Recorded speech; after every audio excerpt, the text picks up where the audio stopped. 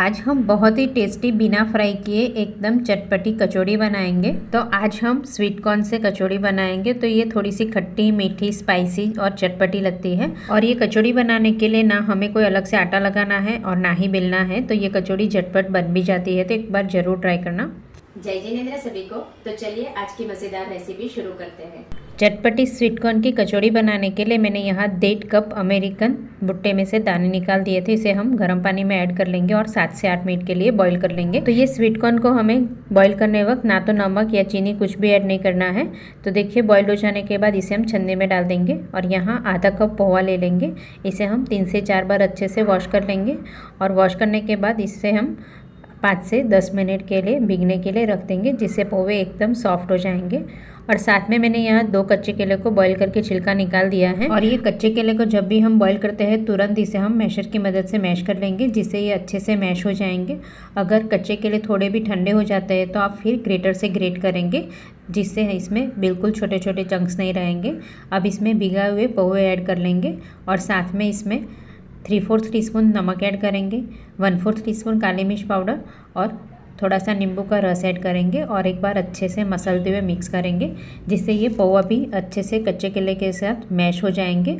और कहीं भी कच्चे केले के छोटे छोटे चंक्स रह जाते हैं तो आप इस तरह से हाथ से भी तोड़ सकते हो, जिससे वो अच्छे से मैश हो जाएंगे और स्टफिंग हमारा एकदम स्मूथ बनेगा। तो यहाँ मैंने बाइंडिंग के लिए पोहा का यूज़ किया है। आप चाहो तो ब्रेड क्रम्स या फिर कॉर्नफ्लोर का भी यूज़ कर सकते हो। तो देखिए यहाँ सब मसलते हुए अच्छे से मिक्स कर लिया है। अब इसे हम साइड में रख लेंगे और छोटे मिक्सचर बाउल में कचौड़ी के लिए मसाला तैयार करेंगे। तो 1 टीस्पून सूखा धनिया, 1 टीस्पून सौंफ और 1 टीस्पून जीरा को हम दरदरा ग्राइंड करेंगे। तो देखिए इस तरह से मसाला हमें दरदरा ग्राइंड करना है। अब छोटे मिक्सचर बाउल में जो हमने स्वीट कॉर्न के दाने बॉईल किए थे वो सारे ऐड कर लेंगे और इसे भी हम पल्स मोड पर दरदरा ग्राइंड करेंगे। तो देखिए यहाँ ग्राइंड हो चुका है। अब नॉनस्टिक पैन में हम 1 टेबलस्पून ऑयल ऐड करेंगे और इसमें हम आधी टीस्पून रोस्टेड जीरा पाउडर ऐड करेंगे और साथ में हम इसमें जो मसाले दरदरे ग्राइंड किए थे वो सारे ऐड करेंगे। 1/4 टीस्पून हींग ऐड करेंगे और स्लो फ्लेम पर मसाले को हल्का सौते कर लेंगे, जिससे फ्लेवर बहुत अच्छा आएगा। तो मसाले बिल्कुल जलने नहीं चाहिए।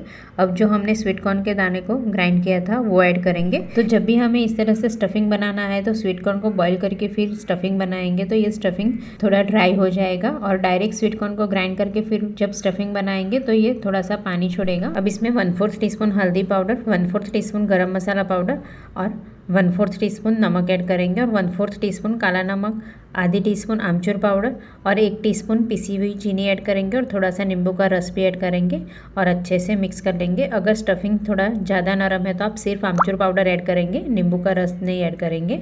तो देखिए यहाँ सब अच्छे से मिक्स कर लिया है। अब इसमें आधे टीस्पून हरी मिर्ची के पेस्ट और आधे टीस्पून सौंठ पाउडर भी ऐड करेंगे। आप चाहो तो थोड़ा सा चिली फ्लेक्स भी ऐड कर सकते हो।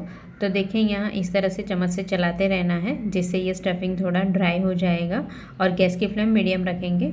अब हम सारा स्टफिंग चम्मच से भी निकाल लेंगे और इसमें ऐड कर लेंगे। अब गैस बंद कर लेंगे और ये स्टफिंग को हम ऐसे ही पैन में थोड़ा स्प्रेड कर लेंगे। तो थोड़ा सा बारीक कटा हुआ हरा धनिया भी ऐड करेंगे और अच्छे से मिक्स कर लेंगे। तो देखिए यहाँ मैंने गैस की फ्लेम बंद कर दी है और बंद करने के बाद भी हम स्टफिंग को पैन में ही इस तरह से बीच बीच में चलाएंगे, जिससे स्टफिंग थोड़ा ड्राई हो जाएगा। तो देखिए यहाँ मैंने स्टफिंग को गैस से नीचे उतार दिया है। अब इस तरह से हमें चम्मच से बीच बीच में चलाते रहना है, तो ये स्टफिंग थोड़ा इस तरह से ड्राई हो जाएगा और फिर इसे हम एक प्लेट में निकाल लेंगे। अब हमारे पास दोनों स्टफिंग रेडी है। तो जो हमने कच्चे केले और पोहे से स्टफिंग बनाया था उसे हम इस तरह से हाथ में थोड़ा स्प्रेड कर लेंगे आउटर लेयर बनाने के लिए और बीच में हमने जो स्वीट कॉर्न का स्टफिंग बनाया है वो ऐड करेंगे और सारी बाजू से अच्छे से कवर कर लेंगे और 2 हाथ के बीच में हम अच्छे से प्रेस कर लेंगे, जिससे ये शेप गोल गोल बन जाएगा। तो ये कचौड़ी बनाने के लिए ना हमें कोई आटा लगाना है और ना तो हमें बेलना है। तो देखिए अगर कहीं बीच में फट रहा है तो आप कच्चे केले और पोहे के स्टफिंग से अच्छे से कवर कर लेंगे। तो इसी तरह हम हाथ को थोड़ा सा ऑयल से ग्रीस कर लेंगे अगर हाथ में चिपक रहा है तो। और फिर हम पोहे और कच्चे केले का स्टफिंग को इस तरह से पूड़ी जैसे हम स्प्रेड कर लेंगे और फिर बीच में हम 1 चम्मच जितना स्वीट कॉर्न का स्टफिंग ऐड करेंगे और सारी बाजू से हम अच्छे से पैक कर लेंगे, जिससे जब हम ये कचौड़ी शैलो फ्राई करेंगे तो ये बिल्कुल फटेगी नहीं और अच्छे से ऊपर से क्रिस्पी बनेगी। और आउटर लेयर भी हमें बहुत ज़्यादा मोटा मोटा नहीं बनाना है, पतला पतला स्प्रेड करके स्टफिंग करेंगे तो कचौड़ी का टेस्ट बहुत अच्छा आएगा। तो देखिए, आप चाहो तो दोनों हाथों को ऐसे ग्रीस करके पहले स्वीट कॉर्न के इस तरह से छोटे छोटे बॉल्स बनाकर रख सकते हो, जिससे फोल्ड करने वक्त स्वीट कॉर्न का स्टफिंग बिल्कुल हाथ में चिपकेगा नहीं और फोल्ड करने में भी आसान रहेगा। तो देखिए, यहाँ मैंने बॉल्स बना दिए हैं। अब हम कचौड़ी बनाने के लिए पोहे और कच्चे केले का स्टफिंग को इस तरह से पतला पतला हाथ में स्प्रेड कर लेंगे और फिर हम स्वीट कॉर्न का बॉल्स बीच में रख के फिर अच्छे से दो हाथ के बीच में प्रेस करके गोल गोल बॉल्स बनाकर तैयार करेंगे। अगर फोल्ड करने वक्त कहीं से फट रहा है तो आप कच्चे केले वाले स्टफिंग से अच्छे से कवर कर लेंगे और इतने स्टफिंग में से हम 12 से 14 कचौड़ी बना सकते हैं। और ये जो स्वीट कॉर्न का स्टफिंग थोड़ा सा बच गया है तो वो नॉर्मल आटे में आप स्टफ़ करके पराठे भी बना सकते हो। अब कचौड़ी को हम हल्का हल्का चावल के आटे से कोट कर लेंगे। आप बिना कोट किए भी आप रोस्ट कर सकते हो, पर मैंने यहाँ हल्का हल्का चावल का आटा लगा लिया है, जिससे कचौड़ी एक दूसरे को बिल्कुल चिपकेगी भी नहीं और रोस्ट करने में भी आसान रहेगा। पर आप बिना चावल के आटे के भी बना सकते हो या फिर आप चाहो तो कॉर्नफ्लोर से भी कोट कर सकते हो।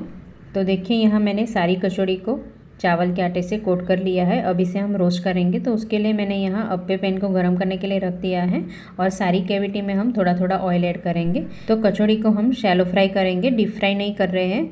वैसे आप डीप फ्राई करेंगे तो ये कचौड़ी और भी ज़्यादा क्रिस्पी बनेगी, पर आप इस तरह से भी अप्पे पैन में थोड़े थोड़े ऑयल में रोस्ट कर सकते हो, जिससे ये कचौड़ी सारी वजह से हमें क्रिस्पी हो जाएगी। पर इस तरह से हमें बीच बीच में पलटते रहना है और साइड चेंज करेंगे, जिससे ये सारी वजह से क्रिस्प हो जाएगी।